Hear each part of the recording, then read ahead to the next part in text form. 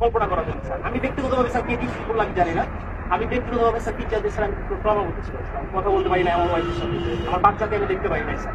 আমি এক প্রকার মানে লুকিয়ে আমি চলে গেছি, এরকম একটা পর্যায়ে গেছি স্যার।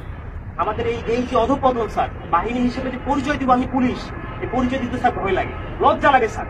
একটা বাহিনীর ফোর্স হয়ে যে আমি নিজে পরিচয় দিব, আমার নিজের লজ্জা লাগে।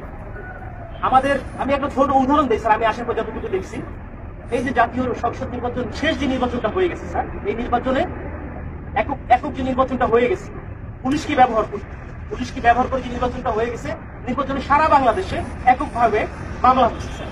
কিছু মামলা গায়েবী মামলা, যে মামলাগুলো ভিত্তি নাই, এই মামলাগুলো আমাদের কি দিয়ে করাইছে স্যার। সাধারণ জনগণ যারা আছে বিএনপি, যারা আছে জামাত, যে কিছু জানেই না, তাদেরকে আমাদের গ্রেফতার করা লাগছে স্যার। জনগণের মধ্যে আমাদের যে শত্রুতা দৌরাত্ম সৃষ্টি হয়েছে স্যার, এই সাম্প্রতিক সময়ে এই একটা বিষয় থেকে আমি আমাদেরকে নির্দেশনা দিচ্ছে যে এলাকায় কোনো বিএনপি জামাত থাকতে পারবে না, এলাকায় কোনো অন্য ভিন্ন ধর্মাবলম্বী কোনো কোনো কিছু থাকতে পারবে না। আমার এসপি স্যারকে তো আর মানুষ জানে না যে এটা আমার এসপি স্যারের কমান্ড ছিল, আমার ডিএজি স্যারের কমান্ড ছিল, এটা তো মানুষ জানে না। মানুষ জানে যে এটা আমি একজন সাব ইন্সপেক্টর, আমি এটা করছি। সন্তোষ নামে একজন সাব ইন্সপেক্টরকে মেরে ঝুলাই দিচ্ছে। রাখছিল কি, সাম্প্রতিক সময় যখন প্রথম আন্দোলন শুরু হলো স্যার, সেই আন্দোলনে একটা গাড়ি ভাঙচুর হয়, সেটা সরকারবাদী একটা মামলা হয়। সেই মামলার আইন ছিল হচ্ছে সন্তোষ, যাকে স্যার এটা জানানোর উপরে অনেক প্যাথেটিক একটা ঘটনা স্যার, আপনারা যে দেখছেন হয়তো স্যার, এখানে আপনাদের বিষয়টাও স্যার এখানে আসছে, আমরা সবাই এটা জানছি। তো এইরকম স্যার অনেক বিষয় আছে স্যার, আমরা কথা বলার কোনো সুযোগ থাকে না। আমরা চাই স্যার এই বাহিনীটাকে স্যার, এই যে রাজনীতিকরণ, এই রাজনীতিকরণ থেকে আমাদের দাবি দেওয়ার প্রধান যে বিষয়টা, সেটা হচ্ছে আমরা এই রাজনীতিকরণের মধ্যে স্যার থাকতে চাই না। আমাদের স্যার এখানে কর্মবিরতি চলমান আছে স্যার, আমরা কর্মবিরতি নিয়েছি, সারা বাংলাদেশে একই অবস্থা স্যার।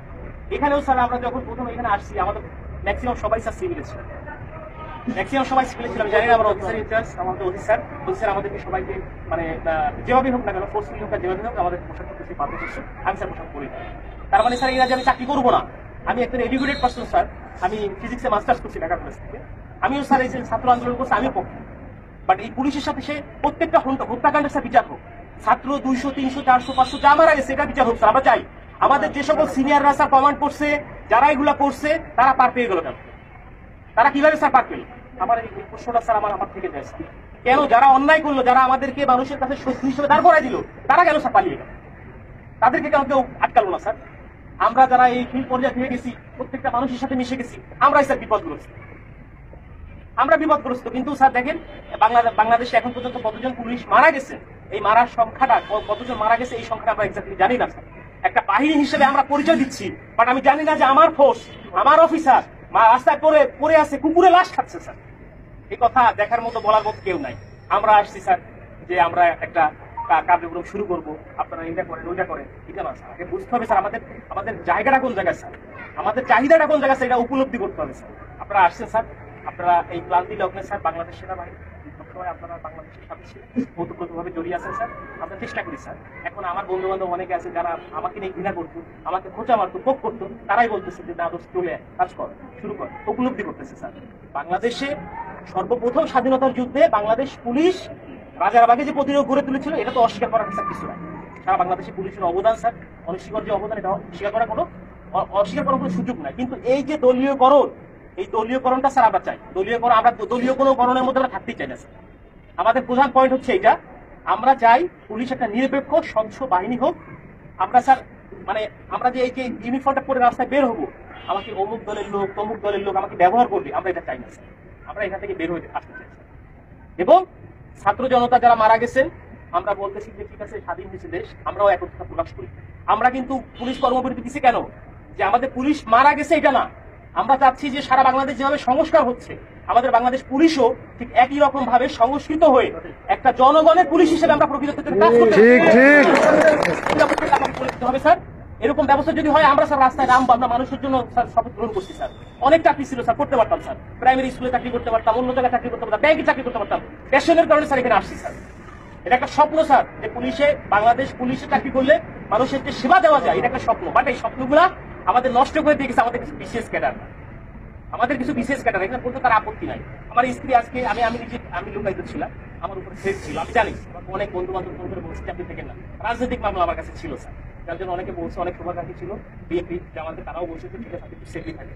আমি যখন আসছি, আজকে খুলনা থেকে আসছি, গোপনে আসছি, আমার স্যার শেভ করি না, রাস্তায় চেকিং হচ্ছে স্যার, পুলিশ কিনা স্যার, এরকম বাংলাদেশ স্যার আমরা চাই না। এবং আমরা চাই নাই স্যার, আমরা চাই যে স্যার এই জিনিসটা থেকে আমরা উত্তরিত হই এবং আমাদের যে 11 দফা দাবি আছে স্যার, আমরা চাই আপনাদের জায়গা থেকে স্যার যতটুকু করার আমাদের স্যার এখানে আছে প্রত্যেকটা জায়গা থেকে যতটুকু করার আমাদের যাতে করে আমাদের স্যার দ্রুত এবং একটা দাবি পূরণ হয়। পুলিশের স্যার এরকম বহু হয়েছে, তোমাদের এইটা দিব ওইটা দিব ওইটা করবো সেটা করবো, কিছুই হয় না। আমরা চাই একটা প্রজ্ঞাপনের মাধ্যমে আমাদের এই দাবিগুলো মেনে নেওয়া হোক, যৌক্তিক দাবিগুলি। যদি মনে হয় যারা এখন বর্তমানে উপদেষ্টা পর্যায়ে আছে অত্যন্ত বিচক্ষণ মানুষ, যদি মনে হয় যারা পুলিশের এই দাবির মধ্যে কোনো জায়গায় ব্যত্যয় আছে, সেটা সংস্কার করে যেটা মনে হয় যে এখানে সংস্কার প্রয়োজন, সংস্কার করে যতটুকু এটা মডিফাই করা যায় করে আমরা চাই একটা প্রজ্ঞাপন দিলে আমরা মেনে নিব যে হ্যাঁ আমাদের দাবিগুলো পূরণ হচ্ছে। কারণ আমরা দেখছি স্যার আমাদের টিএ বিল স্যার পায় না, আমরা বলবো কাকে এগুলা, আমরা বলবো কাকে আমরা স্যার টিএ বিল পাই না। আমার কাজ করতে আমার পকেটে টাকা দিয়ে আমার পুলিশিং মিটিং করতে আবার ব্যানার করতে আমার নিজের টাকা থেকে, আমার ব্যানার করতে আমার নিজের টাকা থেকে, আমার এই করতে হবে সেই করতে হবে উঠান বৈঠক করতে হবে, সব আমার নিজের টাকা করতে হবে। কেন? আমার বেতনের টাকা স্যার আমি কোনো জায়গায় খরচ করতে পারবো না, এক কথায় শেষ। সরকারের প্রতি কাজ করতেছি, সরকার আমার বেতন দিবে, আমি আমার পরিবারের পিছনে ব্যয় করবো। আমি কেন আমার নিজের টাকা দিয়ে আমি ব্যানার কেন করতে যাবো? এটার জন্য আমার বাজেট থাকবে না? অবশ্যই বাজেট থাকতে হবে। আমার মাসে প্রথম 10 তারিখের মধ্যে আমার টিএ বিল দিতে হবে। আপনাদের বাহিনী স্যার দেয় কিনা আমি জানি না স্যার, এই সুবিধাগুলো কি আপনাদেরও কি এরকম শুধু কমিটমেন্ট করে কি স্যার আপনাদের কি রেখে দেয় কিনা আমার জানা নাই স্যার। যথেষ্ট মানে অনারের সাথে বললাম স্যার, কিছু মনে করা দরকার, কারণ অনেক কষ্ট স্যার আমাদের মনে, অনেক বড় কষ্ট স্যার। এখানে যারা আছে সবাই বলতেছে কথা বলতে হবে, এখানে স্যার আরো কষ্ট স্যার। এখানে আমরা কর্মবিরতি দিচ্ছি, আমার ভাই একজন কনস্টেবল স্যার কি ক্ষমতা থাকে, একজন সাব ইন্সপেক্টর কি ক্ষমতা থাকে স্যার? আমি তো স্যার মানে বোকার সঙ্গে বোকার মতো করে স্যার আমাকে নাঙ্গল আমার ঘাড়ে চালাতে যেভাবে স্যার দিবে আমি সেভাবে তুষার। সাধারণ মানুষ বোঝে না। সাধারণ মানুষের সাথে আমাদের এই যে ফিল্ড পর্যায়ে যারা কাজ করে আমাদেরকে